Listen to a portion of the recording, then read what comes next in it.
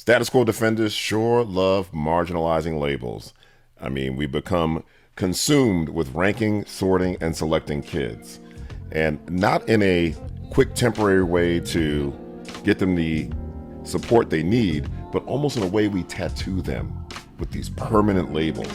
And the challenge with labels is this: when you decide a person is that, being an adult or a child, immediately there are 4 or 5 bullets that come to mind, characteristics of whatever label that is. And the challenge with that is it limits our thinking. It kind of puts a cap on our perceptions about the student. And this just doesn't apply to the low labels I'm always talking about.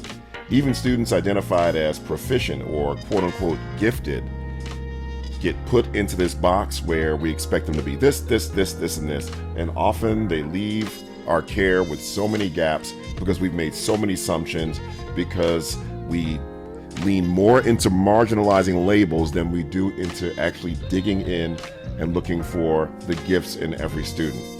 And you know how this goes. I mean, we look around and we got labels for everything. Like, we're just so obsessed. The bell-shaped curse has us obsessed about, finding our high kids and my average kids and my low kids. Let me give you this quick hint. I tried this with teachers, asking them to divide themselves up into high teachers, average teachers, and low teachers. And if you're an aspiring speaker or trainer, I'm going to recommend you don't do that, because I lost that audience for a full hour because they didn't like it.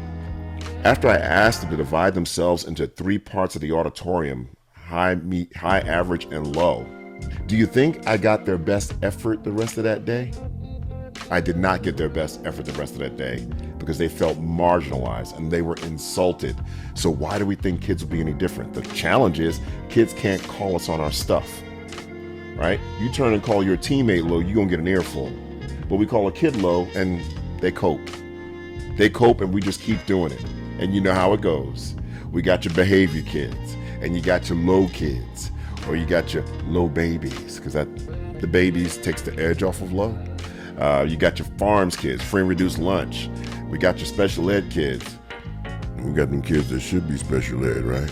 And then we got our poor white kids, our poor black kids, our poor brown kids. You got the kids that don't speak the King's English. You got your title kids. And then you got the kids, you had the brother. The bottom line is this: label kids as much as you want to be labeled, and limited. When I do professional development, I have a room full of people with a wide spectrum of skill, experience, and expertise, and I teach to the highest level of the standard, and scaffold is appropriate, because that's the best way human beings learn. And we should do the same thing in our classrooms. Look for the gifts in every student, because I believe if the list of characteristics for a student with special needs was given all the way down the page, and on the other side, the gift of the characteristics of giftedness were extended down the page, we'd all have boxes checked on both sides.